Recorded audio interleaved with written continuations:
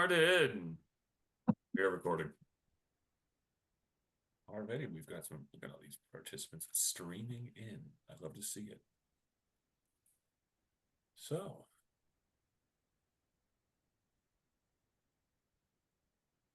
there we go. Hey, everybody. Welcome to another fantastic webinar. I tell you, Bill, my computer updated to Windows 11 like a week and a half ago, and after crashing a few times, it now just gives me a lot of weird noises. It just chimed at me for some reason. I'm not sure why. Yep, I've resisted. Mine's harassing me every few days, but I keep putting it off. Remind me later. Remind me later. Remind me later. I said, oh yeah, definitely updated at 2 a.m. in 3 days, or whatever. I usually have my computers off, and then I forgot to turn my computer off, so it just did it on its own. Oh, hey. Hey, Barbara. I know, we're just kind of chatting while you guys all pour in. Thanks for... hope everyone's having a good time.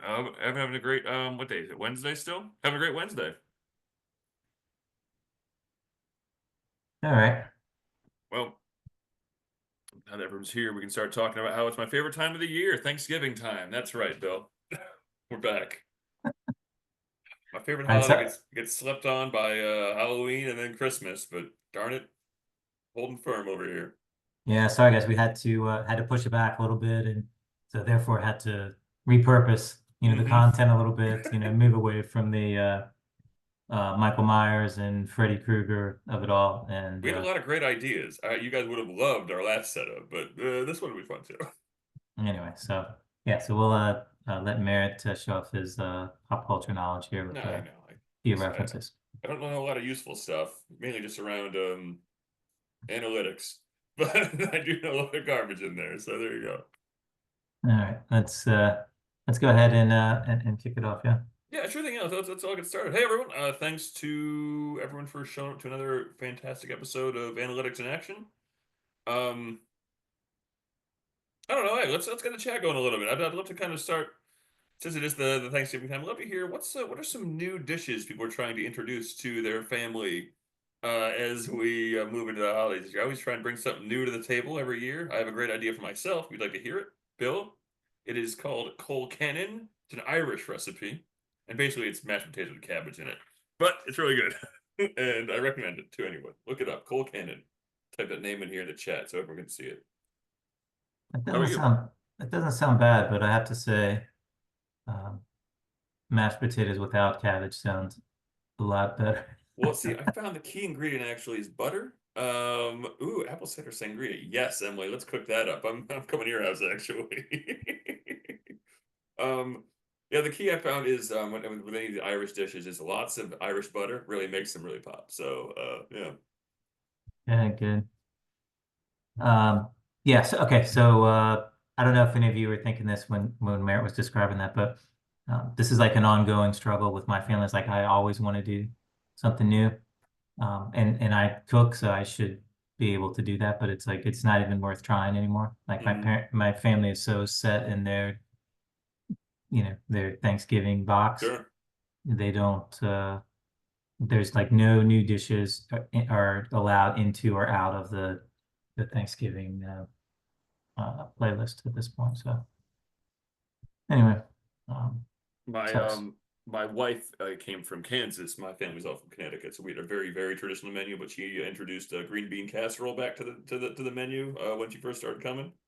And my aunt was like, "This is like what my mother used to make, like right down to the exact style and everything." We used fresh beans instead of canned, like they did in the '60s, but it really lightened things up for people. So it's grown ever since.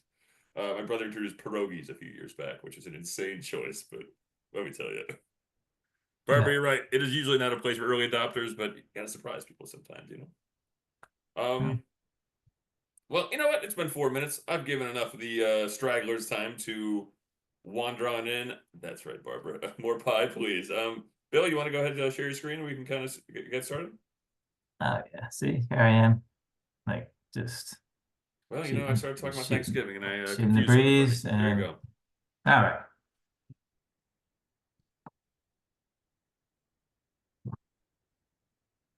Perfect. All right, so do you want to kick it off here, Bill? Yeah, sure. So we're talking about it's called "What Are You Afraid Of?" That was kind of a holdover from the Halloween theme.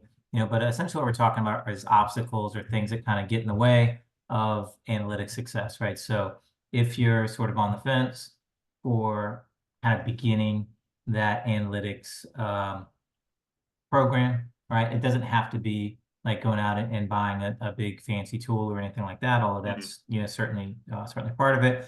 But, we talk to, I don't know, hundreds, per year of associations, and we get a lot of feedback on reasons why they're unable or unwilling or fill in the blank, right? They're not moving forward Hmm. with either buying a tool or implementing a new process or anything like that. And these are some of the reasons that we hear. So we thought we'd share some of this with you. And if any of these things are kind of holding you back, then maybe you can sort of see your way around them as you move into 2025, and maybe this can be the year that you sort of make that big step towards becoming the data informed association that you'd like to be. So Yeah, uh, and I think obviously, like you said, we talk to hundreds of associations every year. I mean, thousands if you include all the trade shows and things we go to. So we just want to help people to kind of arm themselves as they go to their maybe leadership and have the right ideas around why this is the right choice. Why not now? Why not us? That whole sort of a thing, because the world's changing and ever moving forward, and it is kind of our edicts to help associations do that. Whether or not you work with us, we want to make sure that we can help you walk the right path, that of analytics. So we're excited to. I'd love to see comments, obviously, in the chat. You have questions, let us know. I want to make sure this is dynamic and kind of interactive as possible. Obviously, it's a one way thing where we talking at you, we chat back at us. But yeah, let's see what we can talk about today. It'll be a lot of fun. all right, this is us, Bill and Merritt. I think you guys know us a little bit, but I'm Senior VP of Strategy and Solutions for A2, and it's kind of basically working with clients and prospects to come up with good software, centric solutions for analytics. So it's Acumen platform plus services very often, but we do have you know many cases where the software is maybe not a fit right at this time, but there are um, other things that we sort of advise on, and not always um, a direct engagement, right? It could be just Hmm. advice and then something that comes back around later on. Yeah. And Merritt, I'm I'm the senior marketing manager here at A2. I worked in on the sales side for 4 or so years before I moved over to this role. I almost wore that shirt in that photo for this webinar. I'm glad I didn't, so that's good. But like I said, I've been talking with associations for a long time, worked in the nonprofit space for a while before that. So from that point of view, I know how long of an argument it can be to try and try new things. Kind of going to my executive director over and over, saying we need this, we need that, and trying to make a good case for these sorts of things. So that's what I'm excited to talk about today too. Is like how to make the case, how to figure out why it's the right choice, that sort of thing. So yeah, excited to kind of see what people think. all right, here we go. Intro and polls, top five obstacles. We're going to discuss each one, with a little pop culture stuff, and we'll kind of talk about what we hear that kind of boils down to this objection or this obstacle, and then we'll recap everything at the end and have some Q&A. So real simple agenda. I want to encourage everybody to sign up for next month's webinar. They were going to be talking about tips to make 2025. And this is actually a good segue into that, right? Hmm. Because a lot of the tips are a lot of overcoming the obstacles is like really closely related to specific tips to make 25 more data informed. But we're going to be talking about 10 tips, and that'll be on Wednesday, December 4th, 3 p.m. So we hope we can uh, see you all there. Yeah. I will say it doesn't say it there, but CAE credit is pending. I expect to have that back from them soon. But right now I just don't have it yet, so I can't make promises. But I'm Uh, assuming. So there you go. yeah, I'm sure that'll be no problem. All right, Merritt, tell us about A2. Yeah, so those who don't know us, obviously, I'm sure a lot of the chat have heard of us. That's why you're here. But we are an analytics platform designer. We created the industry-leading analytics platform Acumen. Been helping associations for actually 25 years now this year in various ways to help them be more data driven, data informed, kind of helping them make better decisions with the information they do gather. We have besides acting, we got a whole team, people like Bill and people even more technically even than him, to help with comprehensive data solutions to help just lead you as industry experts. That's part of why we're here today too, is that you don't get to talk to all your peers every day. We do. And so we hear things. We want to kind of help communicate that out to the public as well as just kind of what works for the successful associations out there as far as becoming more data informed. But really, at the end of it, it's we make your data work for you. Caprice, yes, you will get a playback email. I promise that. Don't worry. Sorry, I just saw something in the chat there. If you do register, you will get a recording of it later. But to get the CA credit, you do have to show up live. Anyway, back to us. We make your data work for you. It's a resource you have. It's maybe the greatest resource I think associations have these days. Is just kind of the data they've been gathering on their members, and we help them to put that to work for you, as the big companies have been for years and years and years. That's us. We're great. Awesome. Thanks, Merritt. Okay, let's get our phones out. We're going to do a quick poll to kick things off. What prevents your association from greater success with your data and analytics initiatives? Pretty good question. Lack of knowledge, timing, lack of budget and resources, value is unclear, data problems, or that ever nebulous other. Big other guy myself, but you know. Uh-oh. All right, if you're picking that, if you choose other, if you can just go in the chat and tell us what Yeah, by all means, it'd be great. What your main one is. For those who haven't used Slido before, just scan that code, punch in that number, and as they say on the other side of the pond, Bob's your uncle. Which of course means then you will be able to answer the quiz.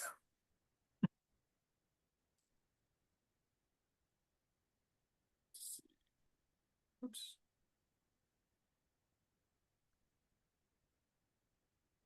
How would you answer this, Bill? Certainly not lack of knowledge. I've met you before. Yeah, I think I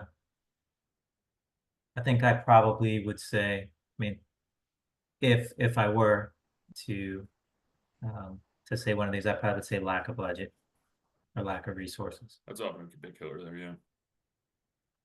Let's see.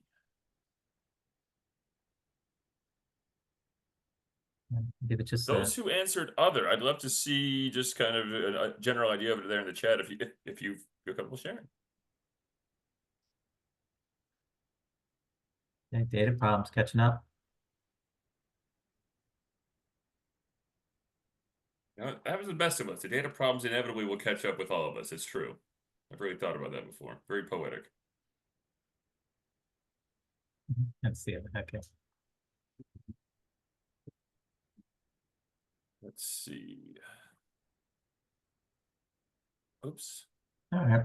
Well, okay. So you'll kind of get why we chose these specific obstacles or specific responses. It's because these are the things that are expressed to us most often when when prospects are basically telling us that that now is not the right time, or something similar, that they won't be moving forward with that program. They won't be moving forward with that new process or those new tools or things like that. So time is our greatest resource. It's true. It's the only thing we're always running out of. Yeah, for sure. That's exactly. Yeah, I do consider, I definitely consider time as I mean, it's money and it's time, right? It's staff time, staff bandwidth, things like that. So yeah, so and it does very much boil down to prioritization as well, right? Because it's not like you don't have any resources or any time, right? It's just a matter of where you're going to spend those, right? We're all trying to, not all of us, but most of us are trying to do more with less, right? Okay. Any comments on this before we move on, Merritt? No, I mean, this is kind of how I figured it would break down. Full disclosure, my screen doesn't show me the lack of value, and I assume it's still 0%. But yeah, this is kind of how I was expecting to break down. Okay. Let's dive in though. Let's do it. So the first one, the knowledge side of things, got about 17%, I believe, people said we don't have the knowledge And as the great Jeff McCauley once said, well, paraphrase, no tools, no know-how, no dice. That's not quite the exact quote from Fast Times at Ridgemont High, but Jeff McCauley was not the most data-informed individual I've ever seen on the big screen there. So, still, great role there by Sean Penn. And so this is really just kind of talking about like I'm talking about the knowledge, right? It's about data literacy. It's I was at the UST Fall Symposium this last week actually, and we talked at length about data audits and just kind of getting an understanding of just merely what your data is, right? And like it's dry, it's a little slow, but there are tools that are there to help you do it, and it's not as hard as you think, and it's much more important than you think because having literacy around your data, what you're collecting, what you're doing with it, can really unlock a lot. So, and then it's tools being too fancy. I know I've opened up even just blank slates of Power BI in the past and had my eyes cross a little bit because it's you're starting from nothing, right? So being able to build off that can be tough, and then again, the idea of business analytics can be complicated. I mean, even as we grow up and things change and things move forward, things become more data driven and backed up by, I'm a big baseball fan. Every year there's a new stat cast, there's a new equation coming from baseball perspectives that I have to learn. That ultimately helps to enrich my view of the game and kind of find those underrated players. Those Washington Nationals fans out there will remember Adam Dunn, one of the most underrated players in the history of baseball. Hit 400 home runs, but no one ever loved him because he was a big slow guy, the big donkey himself.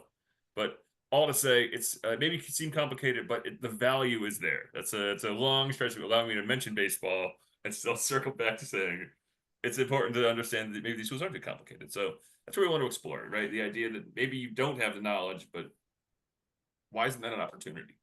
That's a very irritating optimist side that I have that bugs my friends. But if you don't know something, it's an opportunity to learn something.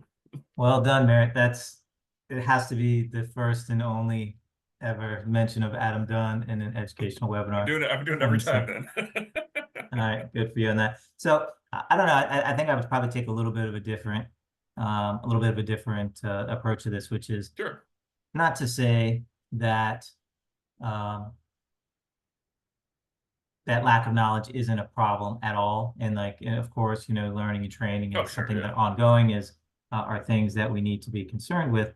But think about it in terms of lack of knowledge to get started, right? And for that, I say, Very true. I think that it's just kind of not true, right? In the sense that there's so much information and knowledge and training that's out there, and a lot of it is for free, Hmm. that if you wanted to learn it, you probably could, right? So, we've talked about this before in past webinar, and essentially, our point was, and it still resonates with me. It's not that we don't know what to do, it's that we're just, despite knowing what we should be doing, we're not doing it, right? And so there was an author that we researched and coming up to that, and there's one of his quotes that I just liked, and so I decided to put in here. If more knowledge were the answer, we'd all be billionaires with perfect apps, right? Which is basically to say that it's not that we don't know what to do. We all know what we need to do to get in shape, but just Hmm. we just don't do it, right? So um, that's kind of the same principle, when it comes to knowledge about analytics. And so, uh, the tools are kind of easier to use all the time. We use Power BI, internally, but there's Tableau, there's Google Hmm. Looker. There are lots of tools out there. All of them have free versions. All of them have lots of free training. They're kind of so the barrier to getting started is pretty low. They're intuitive, and also there is not only tool specific, but just basic, analytics and data related training everywhere. So, Hmm. um, yeah. So where do we find that, Mary? Well, so the ones I'm showing you, obviously Microsoft, you can log on. They have their own educational area where you can do a lot of things. I think they have a 10-part like a kind of analytics certification. You have the Google Cloud Data Analytics certificate, again, free. You can do this through Harvard if you want, but that's Yale's seal right there. Yale University has a 10-part class you can take. Go Bulldogs! The Yale Harvard game's coming up. My dad goes to it every year. I am not that blue blood, I promise, but there you go. But all to say, and the last one is what you turned me on to, Bill. Guys in a Cube, is that what it's called? That's right. Yeah. Yeah, so this is again, YouTube is, I mean, I've learned a million things there. It's a great place where people just put up that inevitable 45 minute to an hour long.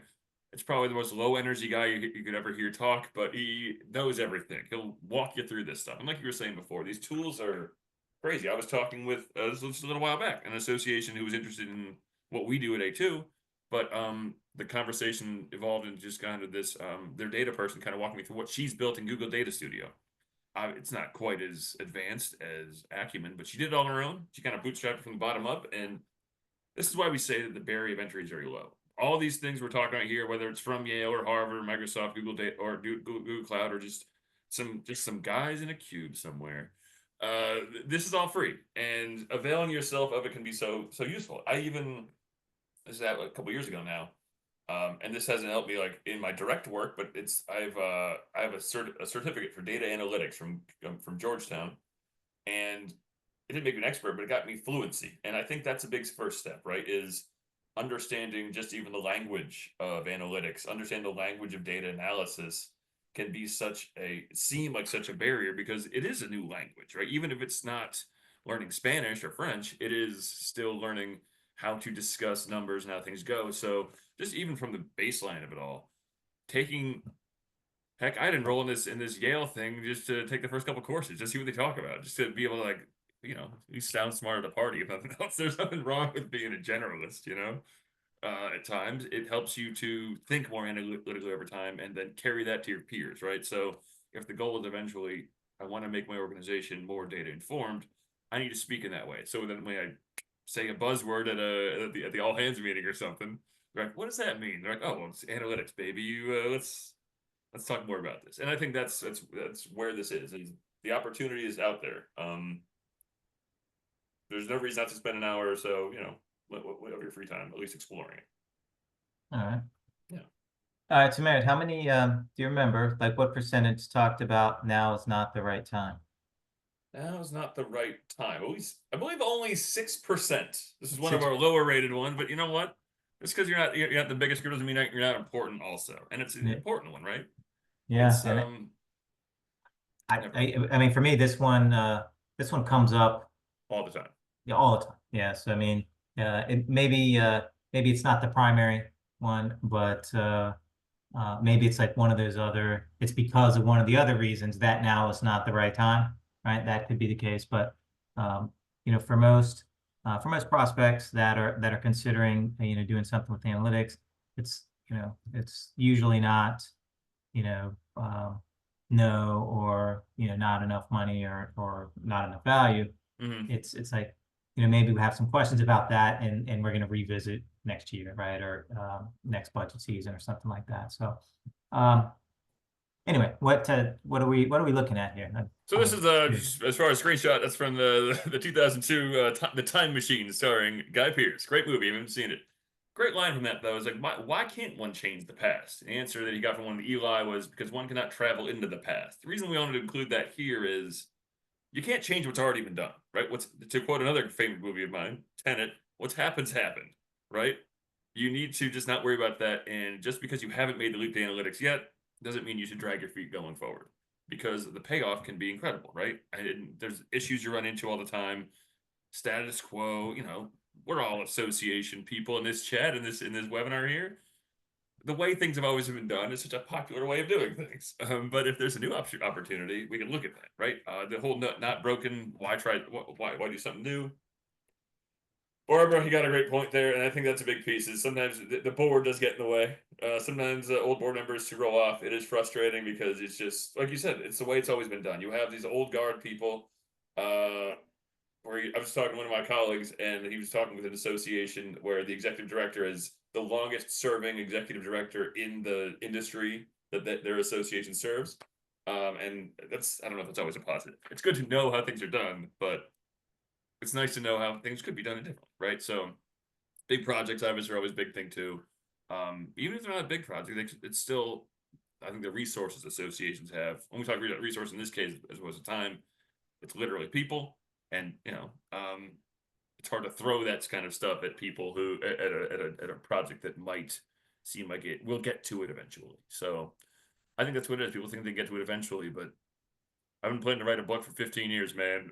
I have 12 pages written, so there you go. Yeah. Well, the interesting thing about Barbara's point is that, yeah, I mean, that can be frustrating, but at Mhm. least if, if the board composition is really what's holding you back, then that is a finite period of time. It's a Yeah. known amount of time. And so that's really the problem with, um, with the idea of, we'll do it later, we'll do it down the road, just kind of pushing things, right? You're never going to write that book probably. Hey. I said on one of these webinars in 2021 as like, a New Year's resolution thing, I said I was going to learn to play the guitar, and, and I lasted about, 3 or 4 months into There that, you go. and it's like still over in the corner of the office here, and has barely been strummed, since then. But anyway, the point is that whenever you say that you're going to do something someday, someday just very often, doesn't arrive, right? So if you do have a legitimate reason to push something off and it's finite and it's known, and it's like, well, I'm going to absolutely revisit this, at the beginning of next fiscal year or Mhm. at the end of this current board term, then all of those things are legitimate. But just be careful with the things that are quite open-ended, right? Well, I think too, it's this is a good, and we'll probably talk about this in a few minutes. A big thing is, I talk a lot of associations, and one of the big things when we someone agrees to work with us around acumen, it's you can't, one person doesn't drive the boat. So when it comes to I want to do this next month or next by next fiscal year, don't just do it by yourself. Find some other people you work with and kind of build a small team within your, a small cohort who are like, we are the ones who want to bring analytics to this association. So, like to Barbara's point, obviously, you need to cycle out new board members, but if a critical mass of the staff is all talking about the same thing, being a thought, being kind of the champion of that within your organization can help kind of to push other people, and they can, you know what I mean? So that someday is still nebulous if it's just you, because the rest of the staff and the rest of the organization hasn't really thought about it. But if you can, find a couple friends there, um, they can, also help to push you to do it as well. And I think that, if you want to go somewhere, if you want to go far, go together, as they say. All right. If anyone, I'm curious if anyone has an example of some kind of initiative That'd be that great. that kind of got to pushed to the back burner due to circumstances, or maybe for one of these for one of the reasons that we mentioned previously. So if you have something like that, go ahead and put it in the chat. I'd love to hear about it. No, fantastic. It's always nice to hear from the audience. And this is a great opportunity to dust this one off. Every few months, we talk about the best time to plant a tree, Hmm. right? The best time is 20 years ago, and the second best time is right now, right? Yep. So, like with other sort of key initiatives, it's you're kind of like getting behind a little bit, right? For every day that goes by that you're not um, taking action. They're, being at this time of the year, we've also talked previously about these sort of temporal cues about, when or milestones where it makes sense to get something started. Like, you start your diet at the beginning of the year, or, you start a new savings plan at the fiscal year, things like that. But, the new calendar year is a good sort of marker, to start something new.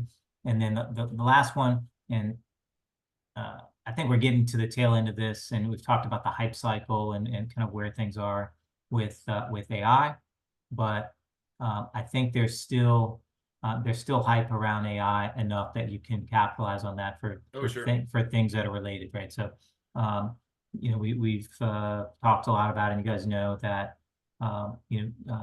data and aggregated integrated data in particular is really fundamental to doing anything with AI. So a lot of the same parties, right, and a lot of the same resources, are um, interested in data projects and in AI. So I think there's still some some coattails, right, that you can sort of take advantage of there.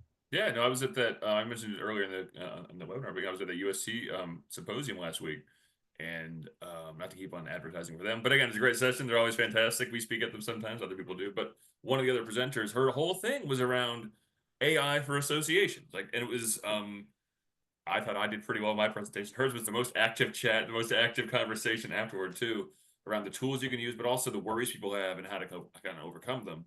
That AI side of things, especially, I know we talked about it a bit last webinar, that kind of the hype cycle, but it's still there. I mean, I discussed the value of it around just doing a data audit, and the idea building an urgency with the organization and with yourself too, right? Like, to your point, like associations in general are kind of already behind the grander world around being analytically driven.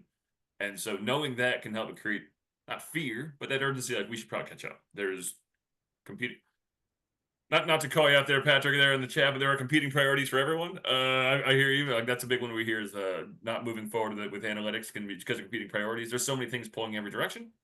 Donna, I remember well. You and I actually talked about this quite a bit around how to bring analytics. It takes a few budget cycles to get it through, but back to like urgency, right? Being able to say this is something we need to do because we haven't done it yet, and we really got to make the leap, guys, because we're 5 years behind. Wait another year, 6 years behind, etc. It snowballs, and so being able to leverage things like the new year and the fact that there's these new technologies, it's very powerful. I don't know. It's very important to make sure that what you're doing also resonates with your modern member. You know what I mean? Like staff members as well as association members want these new tools. They want to be forward thinking. They want to be treated in a way that makes sense to them. And it's hard to do that with traditional tools. And it's good to kind of grow and get better. All right. All right, so this was one of the bigger ones, right? So we had something like over 30%. 33%. Yeah, this is our joint largest choice. Yep. All right.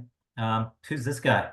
That's Scrooge McDuck, known for his great quote. Actually, I don't remember saying this, but I got it off the internet, so it's got to be true. Why wouldn't you want to do it the easy way? You got to work smarter, lad, not harder. I can't do a bad Scottish brogue, but imagine it there, and that's how he was talking.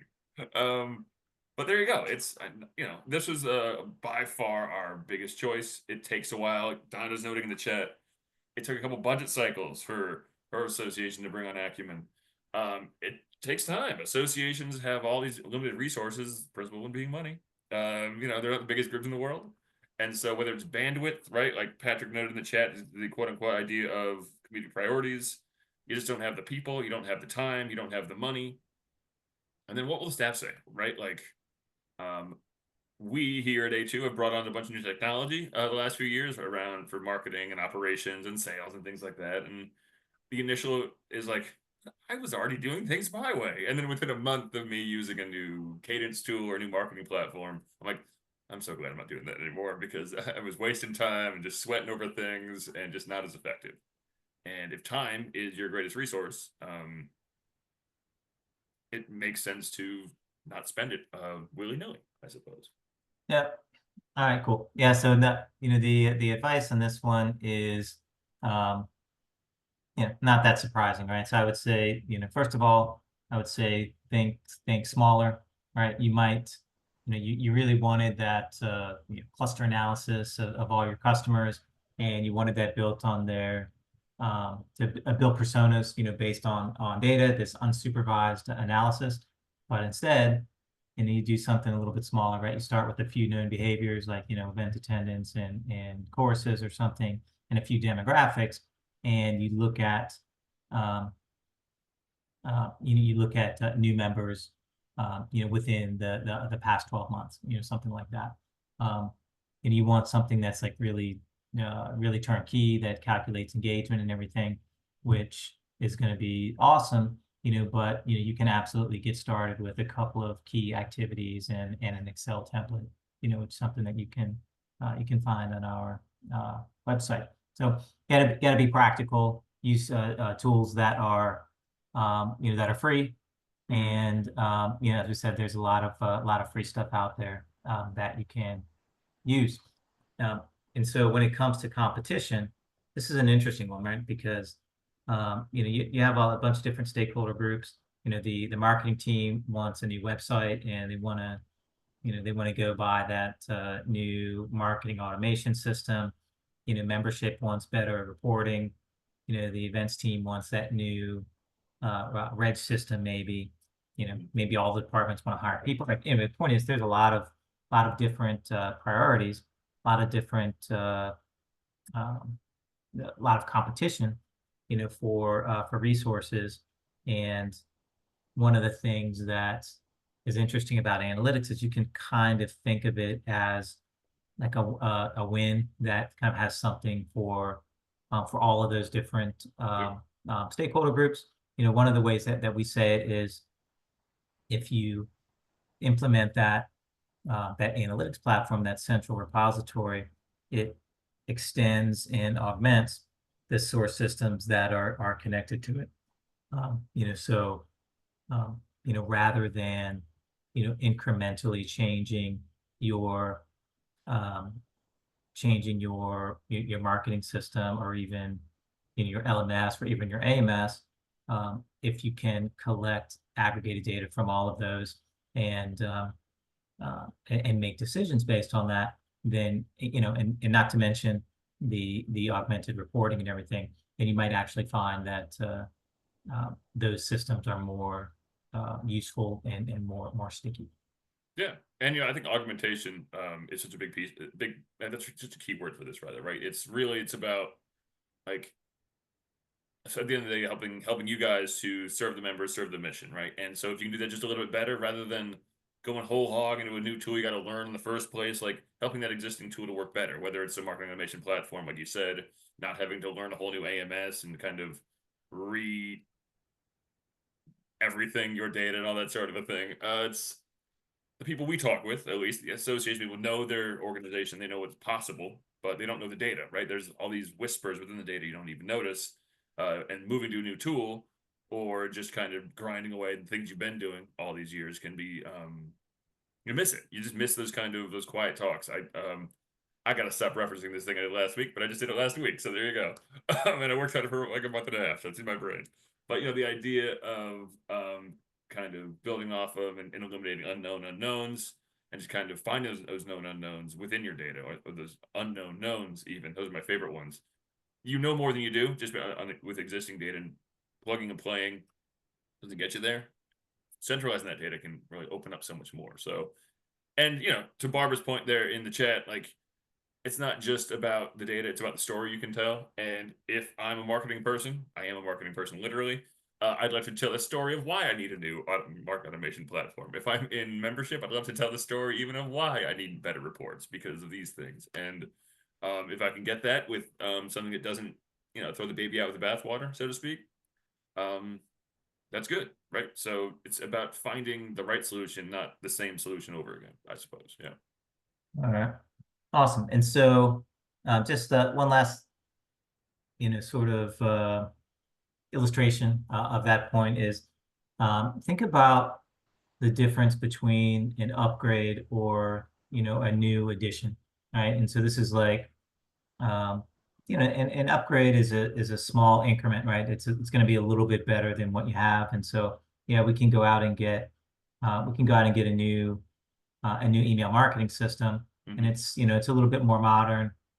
Maybe it has a better interface, but in reality, it's going to perform 5, maybe 10% better than the one we had before. Might save us a few minutes here and there. The the amount of time and effort that goes into an AMS transition, at the end of the day, when you look at the massive effort that normally takes, and then the amount of time it would take, like, the amount of time it would take to get to see real return on that investment is pretty long. Anyway, my point is that net new tools and processes are the ones that, not always, but they have the possibility of having this sort of hockey stick kind of impact, right? Which is, it's not going to be incremental, it's going to be additive. And so something like an analytics system is going to be in addition to all of those other systems. So rather than incrementally trying to improve each one of those, you insert one additional element, which can make the sum of all the parts greater. I mean, the sum greater. Yeah, you get what I'm saying, right? Yeah, yeah. The whole greater than the sum of the parts, right? What Oh, this reminded me of just there's the idea of Moore's law. For those not familiar, he's a data scientist. He used the observation that the number of transistors, I wrote this down so I don't miss it.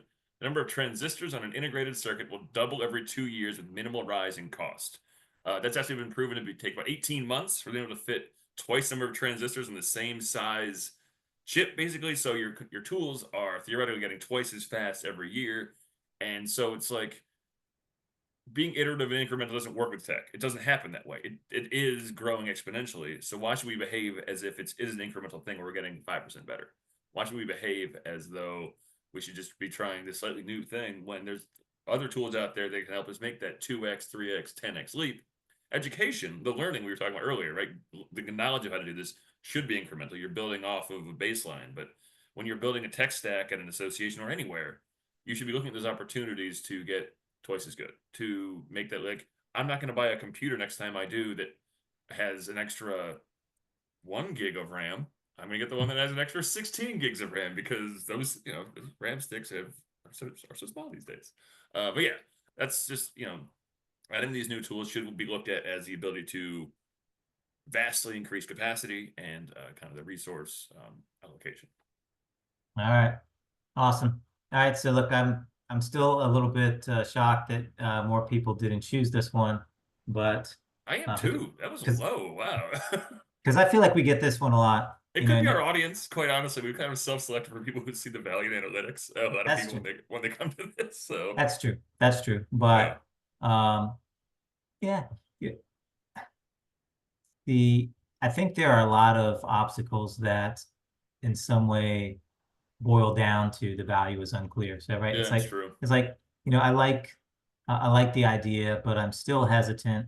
And if you feel like you can't really fully put your finger on the source of the hesitancy, then that kind of to me suggests you're unclear on the potential value, right? Because putting forward something like this requires um, political capital, to Hmm. some degree, and it should you need to be very comfortable, to kind of stick your neck out a little bit, right, with board members or with senior leadership, and not everyone is confident enough to do that. So, who the heck is this guy, man?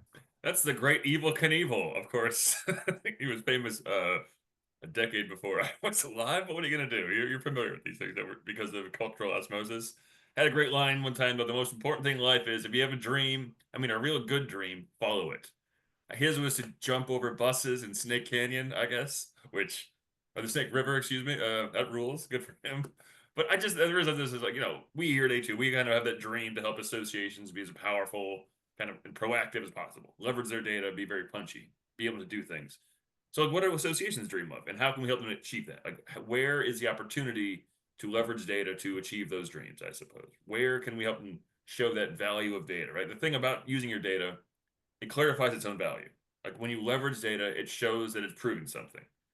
And then that the value of other projects as well. You can show that this marketing average had this level of impact, or membership growth, or event attendance, when you can actually have key performance indicators, literally KPIs, a term everyone loves. But like, if we could help, or if associates could help themselves even to see the value they're providing to their members and also prove that to their leadership, it makes it easier to go to perhaps just to reference something theoretical, an old board that needs to cycle out, and just show them like in hard numbers. And this is where, like, what is the ROI on both? I'm sure this. I know we're referencing specifically an analytics effort, but also the other things you're doing. Um, Other things too, like these are just things we hear: the fear of failure, things being too risky, and just people think their AMS can do these things.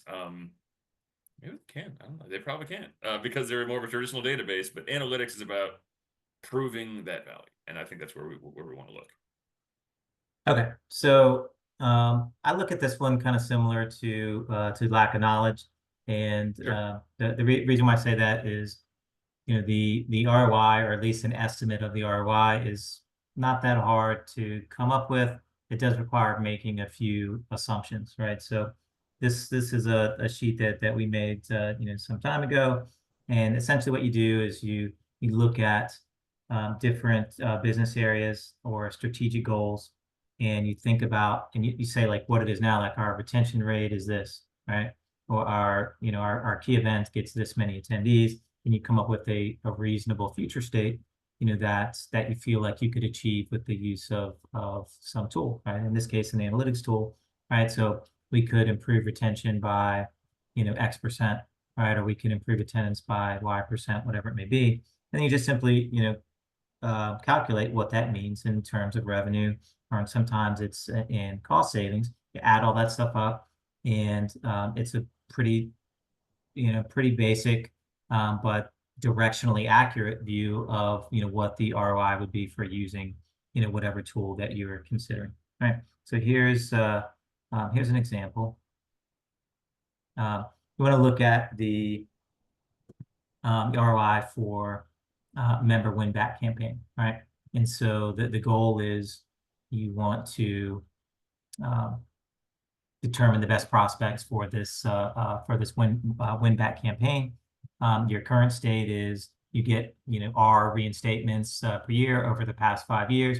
You make an assumption, right, that we're going to market better, we're going to communicate better, and based on that, we're going to improve our success by 10 or 15%, and essentially, and you assign dollars to that, right? Because the annual spend of each member that comes back, and multiply those two. Again, it's not a definitive number, but it's a directional insight into what kind of ROI you can get.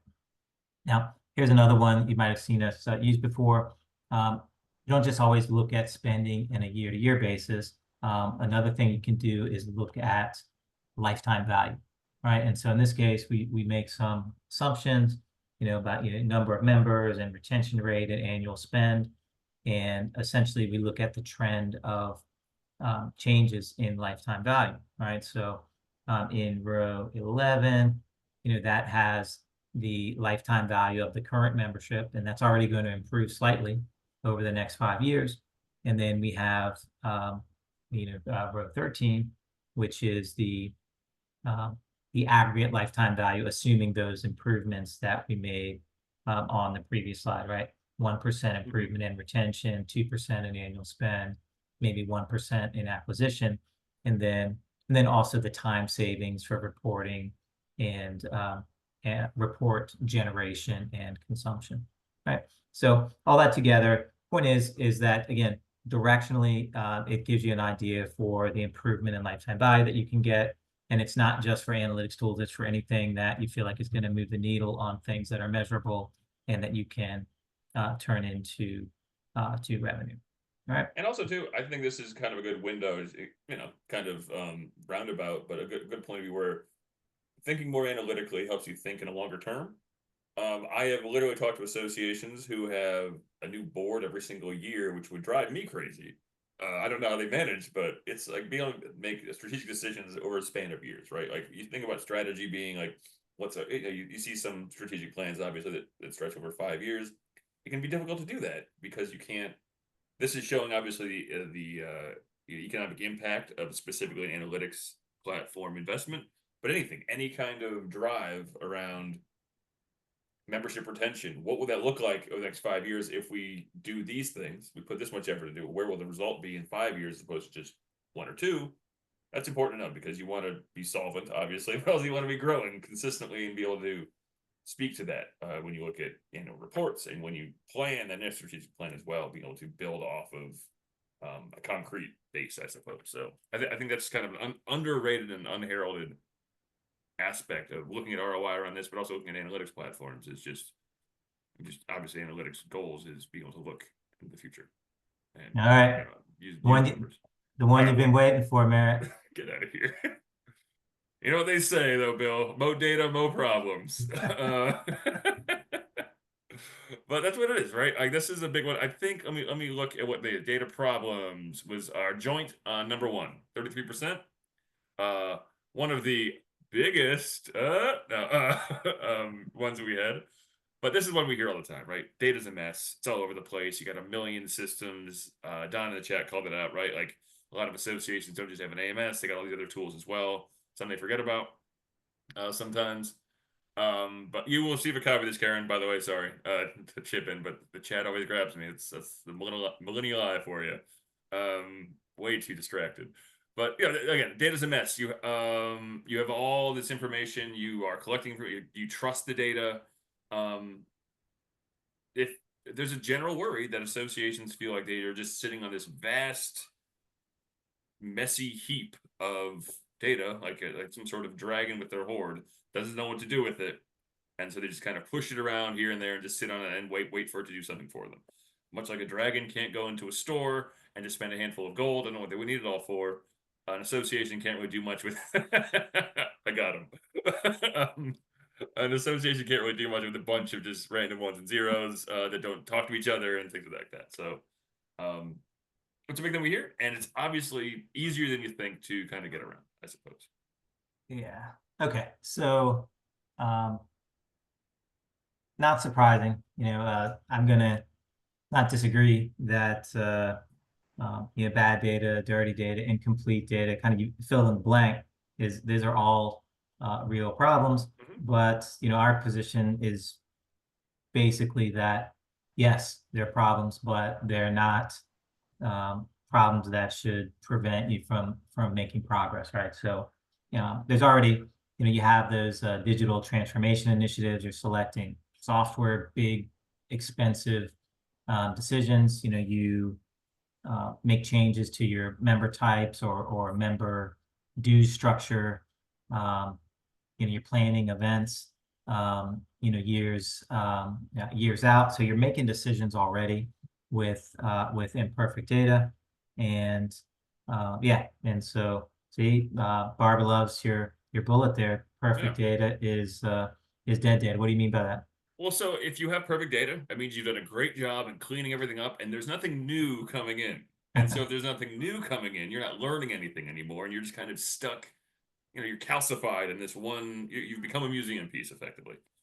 So if you have perfect data, it is the unachievable utopia that we're all trying to reach for, that we will luckily never get to. But because another event's coming around, you're going to get someone to become a member next week who typed their members or their job title as VP instead of vice president or what have you. You know what I mean? This is where you just continue to have to battle back against the tide. You can do your best, but the key, Michael's data is always messy. Michael right there in the chat is 100% right, and that's what I want to talk about. It's you do what you can with what you have, right? Like I was just kind of thinking, if someone knew your birth date, your address, and your job title, Bill, like there's way more than you think they can infer from that. And or like a good example, I guess, is Amazon. They can see 3 purchases you made and start recommending things. Like the last 2 things I bought were a movie and some tools for this little growing system I have in the house. And so obviously they recommended a copy of Little Shop of Horrors to me because it's plants and it is movies. But all to say, even if you don't have everything, right, you start making decisions because you're doing it anyway. Everyone's making decisions every day based off gut feeling, based off of vibes, and just what could be done when you could be using at least some of the information you gather, and you already have a Yeah. ton of it to make a better choice. All right. I'd be willing to bet that's a movie none of us have heard of. But Little Shop of Horrors? It's a musical. no, What are no, you no, talking no, about? no, no, no. I'll The bet there are movie that people. you bought. The Oh movie no, that it you was bought. what was the last one I watched? It was, well, probably not. It's an English movie. It's The Long Good Friday, starring Bob Hoskins. Great Okay. film. All Alan, you're right. It is a classic. I never saw Little Shop of Horrors, but it is a classic. Yeah. If you have a chance to right. see The Long Good Friday, everyone, check it out. It's great. British crime movie. All Very right. good for the 80s. If Anyway, anyone has seen that, speak up. Otherwise, please, by I all means, consider otherwise I my. feel the fool. Yeah.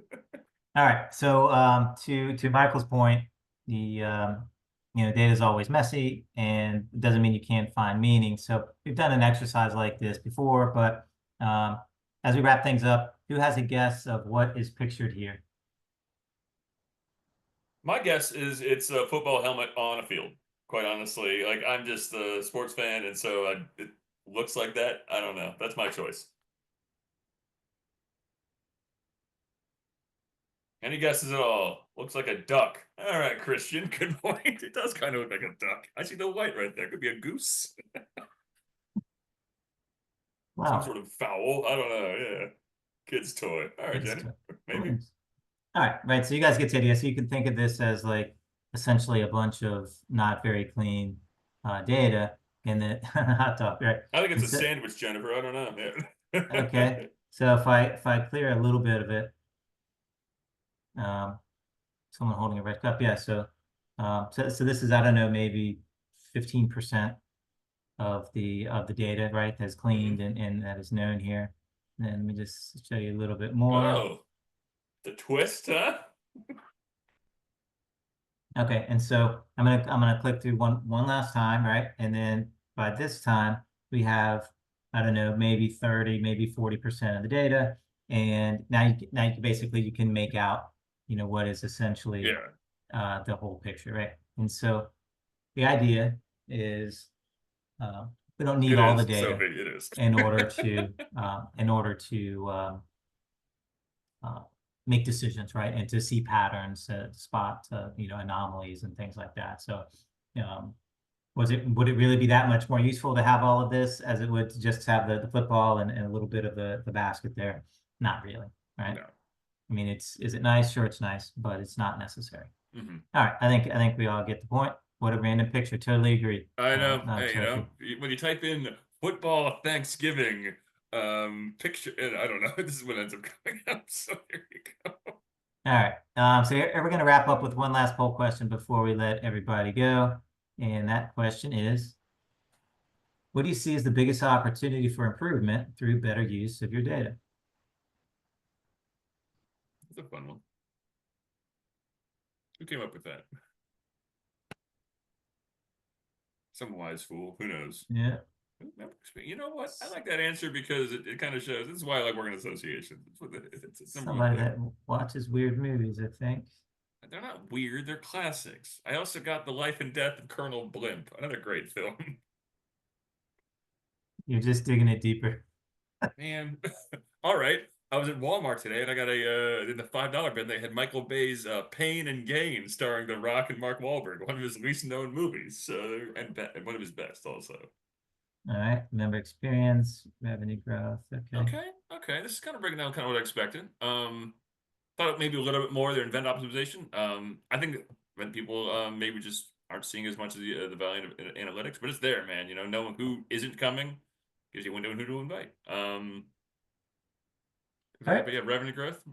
Okay, Yeah, so I think we'll leave it there. Yeah, I mean, for member experience is a great, um, yeah, that's the key to right. it all. At the end of the day, that's really where it all starts and ends. I think for associations anyway. So yeah, Operations, revenue growth. I mean, there are lots of good reasons to be optimistic if you're, thinking along these lines. But as think toward whatever it is, that your goals are, have a good try one, Michael. to try to put some of these obstacles and sort of, you know, I'm very, very hesitant to call them excuses, but that's kind of um, Reasons. Hey, things happen. You reasons. know. Yeah. Yeah, right. And so try to put some of these things out of your head. So if you're interested in taking a look at Acumen, you can scan the QR code and we'll be obviously more than happy to Yeah, it'll show you, give show you you the ideas product. around what analytics are capable of. Yeah, please, And by all means. finally, one more chance to sign up for next month's webinar,